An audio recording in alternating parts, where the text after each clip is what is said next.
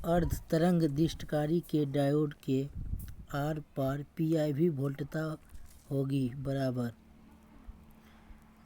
शिखर से शिखर द्वितीयक वोल्टता।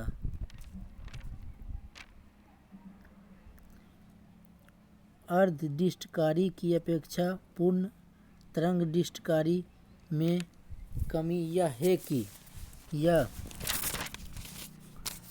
इसमें ऐसे भारी ट्रांसफार्मर की आवश्यकता समाप्त होती है जिसकी द्वितीयक कुंडलन में केंद्रीय सिरा निकला हुआ हो।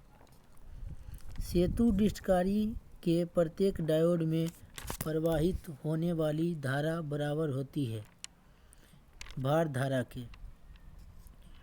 ऑसिलेशन आरंभ करने के लिए ऑसिलेटर का लूप गेन एकल से अधिक या कम होना चाहिए। 1 मेगाहर्ट्ज ऑसिलेटर एक वेव उत्पन्न करता है जिसकी लंबाई 300 मीटर होती है।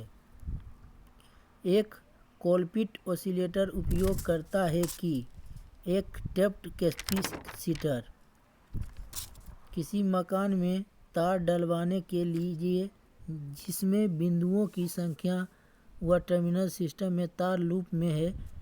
केबल की लंबाई को कम करने के लिए निम्नलिखित में से किस वायरिंग सहायक सामग्री की जरूरत होगी उसकी पहचान कीजिए।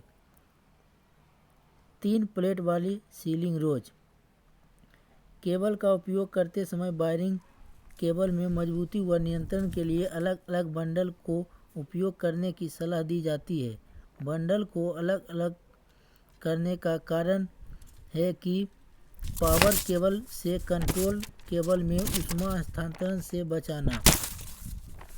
अंडरराइटर के गांठ को ट्विन ट्विस्ट या ट्विन कोर लचकदार केबल पर सहायक सामग्री के अंदर पेंडेंट होल्डर के सदृश बनाया जाता है। सहायक सामग्री के सिरों से विकृति को कम करना। केबल के आकार को निर्धारित करने के लिए निम्नलिखित सूत्र को इस प्रकार से दिया जाता है। तार के अनुप्रस्थ काट का क्षेत्रफल। उपयुक्त सूत्र में के वर्ण क्या निरूपित करता है? चालक की लंबाई का प्रतिरोध प्रति वर्ग मिलीमीटर में। मापन के लिए निम्नलिखित में से किस उपकरण को एक समान संयोजित करेंगे? वोल्टमीटर और फ्रीक्वेंसी मीटर।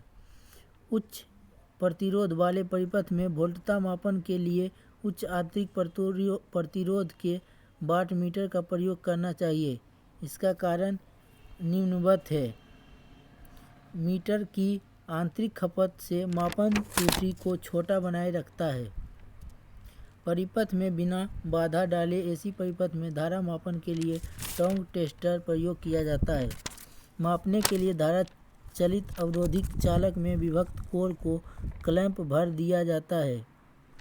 चालक को कभी लूप करके भी विभक्त कोर में लगाया जाता है। यदि चालक को लूप डबल पास कर दिया गया हो तो चयनित परास के लिए पाठ्यांक क्या होगा?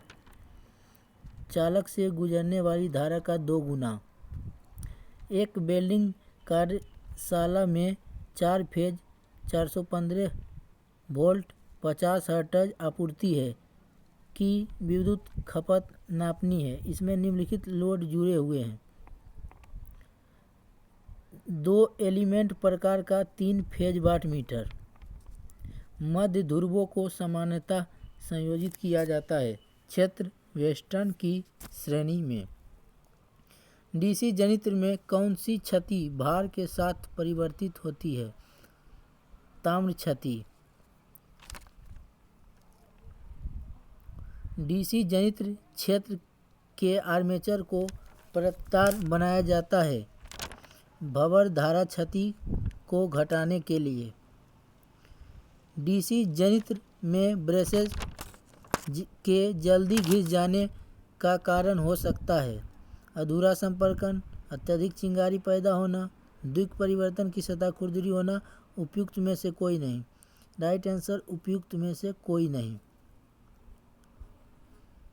उपयुक्त में से कोई भी। उच्च प्रारंभिक बल आघूर्ण के लिए निम्नलिखित में से कौन सी मोटर उपयुक्त है? श्रेणी मोटर। किसी दीर्घ शंट डीसी मोटर की भार रहित क्षतियाँ ज्ञात करने के लिए निम्नलिखित में से कौन सा विधि किफ़ायती है? स्विनबर्न परीक्षण।